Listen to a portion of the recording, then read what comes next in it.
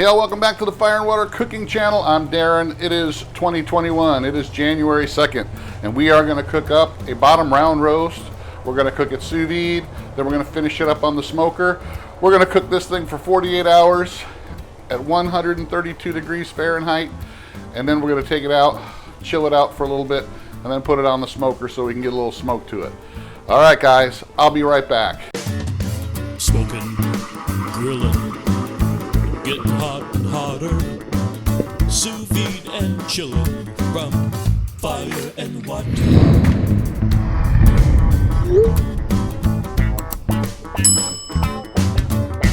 All right, guys, like I said, this is a bottom round roast. It's about 5 to 7 pounds, probably about 6 pounds. I really didn't weigh it, but I'm going to go ahead and put this in the sous vide. We're going to do 48 hours on this, right at about 132 and a half, 133, right around there, so I can make it medium rare.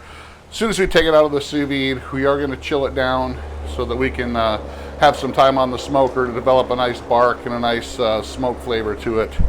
So this is a perfect example of how sous vide can work really well with barbecue. If you take a tougher cut like bottom round roast, top round, eye of round, those kind of roasts that are usually really tough if you cook them traditionally, if you use sous vide on them for a good amount of time beforehand, you can make a perfect, really super tender, delicious roast. And you can use the bag juices to make a nice au jus, and that's what we're going to do with this today. I already have one that's been cooking in the sous vide, so this is just kind of an example. It's another one I have in the freezer. So it's already been going for almost 48 hours. It's got another 3 or 4 hours left to finish up. But as soon as we take that out, we're going to go ahead and chill it in an ice bath. Let it chill for a good hour or so before we throw it on the smoker to get some smoke and bark to it. All right, guys, I will be back when I'm taking it out of the sous vide. All right, guys, it's been 48 hours, and I'm ready to get this bad boy in the ice bath. You can tell I got a lot of bag juices in there, which I'm glad, because we're going to make a nice, I'm going to show you guys how to make a nice pan sauce, or actually, yeah, a nice pan sauce, gravy, whatever you call it. So I'm going to go ahead and put this in the water and dump a bunch of ice on here because I want this thing to chill down. And if it melts right away, I'll put a little bit more. You want this to chill pretty good because I want this to be on the smoker for a couple hours at least.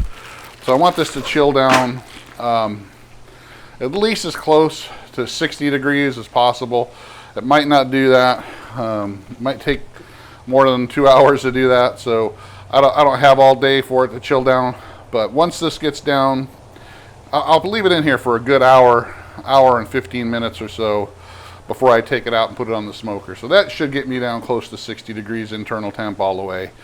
Then I'll be able to take it out of the bag, save the juices, and then put it on the smoker. So I think I'm going to use the Kamado Joe today to put some smoke on it. And that's about it. All right, guys, we'll see you about an hour and a half or so, or hour and 15 minutes or so, and we'll get this out and put it on the smoker. Well, all right, guys, I am back. It's got to be chilled pretty good. Ice is all melted. It's been a little over an hour now, so you can tell that some of the fat has stuck to the bag, which is kind of another good sign that it is nice and chilled on the interior. I'll go ahead and hit it with my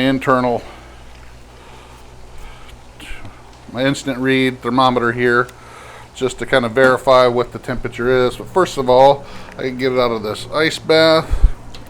You see that the ice, when it melted, had this pretty much full to the top. So I got plenty of ice coverage, and it cooled down just enough. And like I said, the reason we're doing this is it gives us more time on the smoker to get it back up to temp, to get that smoke covering the meat, build a nice bark. We'll spritz it a couple times because it'll dry the surface out once it starts getting warm, and we'll spritz it so we can keep that keep it a little bit wet and cold, which cold wet meat is what smoke loves. I'm going to make sure I do not get any of these juices out of here right now, because we're going to save these bag juices so that we can make a nice sauce. So I'm just going to pull this out without dropping it, hopefully. All right. Pull this over to the side so it doesn't spill. There we go. And as you can tell by looking, well, I'll get you a little close up here, just so you can see what I'm looking at here. So this is what it looks like coming out of the bag.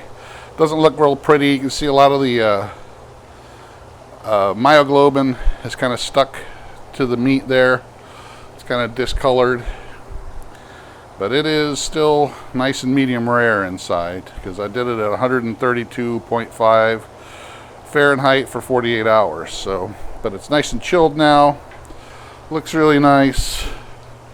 Let me get you back up where you're supposed to be.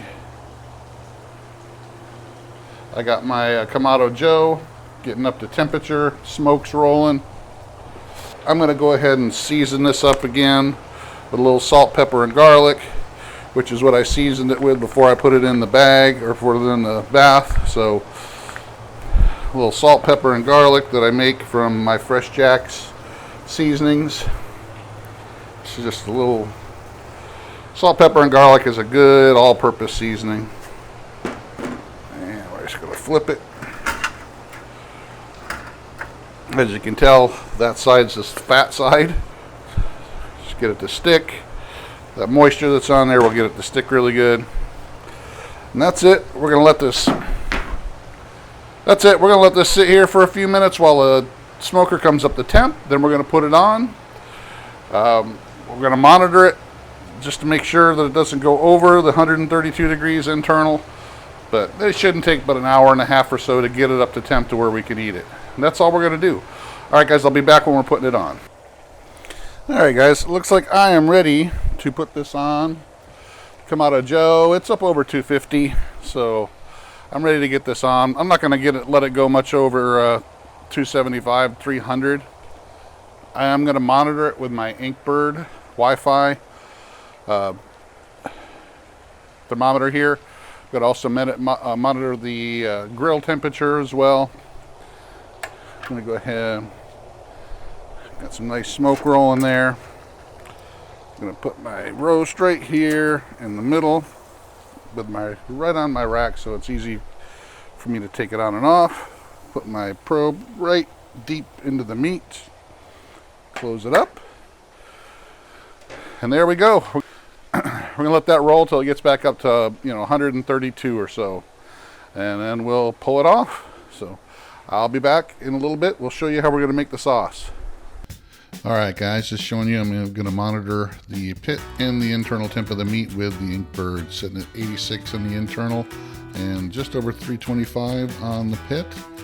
And I'm going to show you the app where I can monitor this as well with the Wi-Fi on the Inkbird 4-probe barbecue thermometer. And just checked it a little bit ago, and it's up to 113 degrees.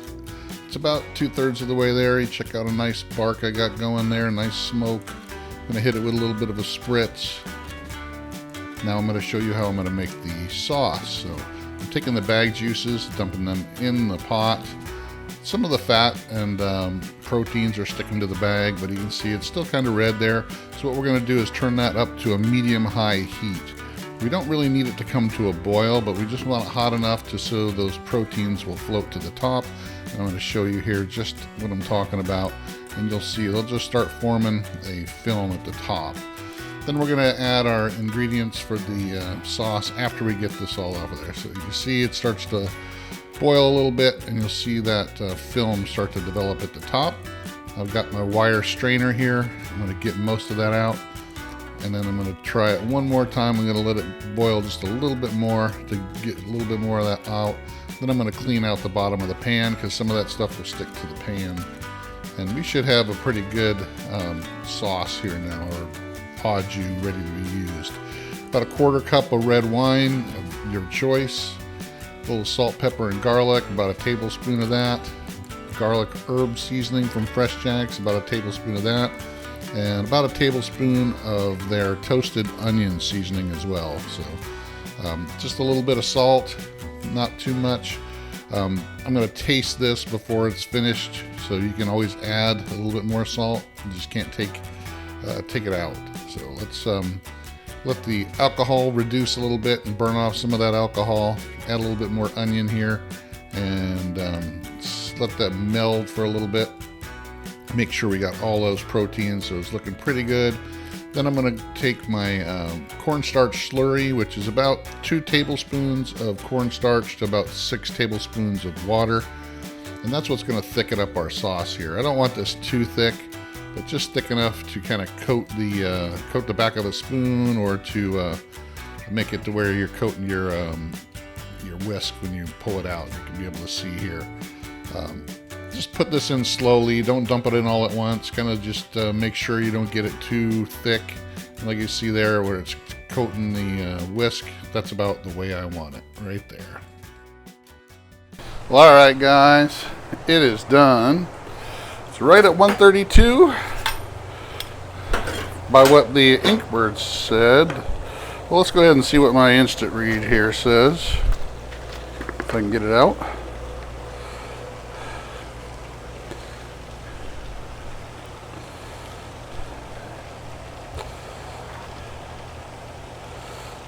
Yep, it's right at the 130 some mark there.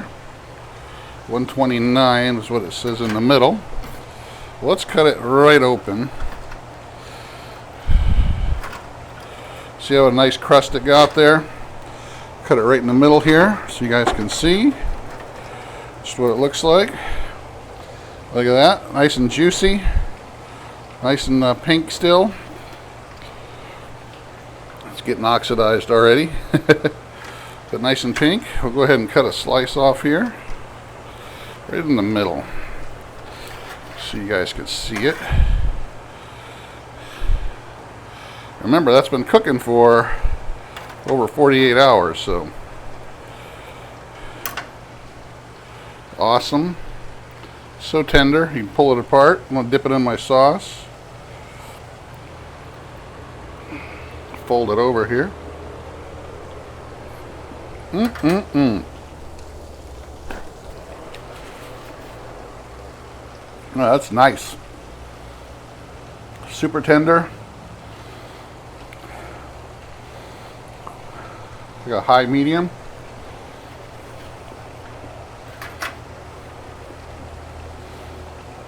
For a bottom round roast to pull apart like this, that's just crazy. I'm gonna eat all of it before I bring it to the table.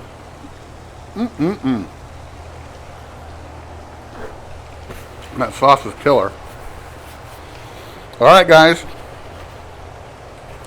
That's it. Sous vide and smoking can make this normally tough roasts just great.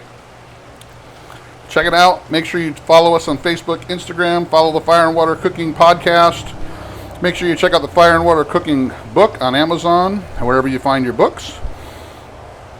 I'm going to go ahead and serve this up. I got some side dishes inside, and we're going to eat this up. Thanks for joining me. I'll see you in the next Fire and Water Cooking video.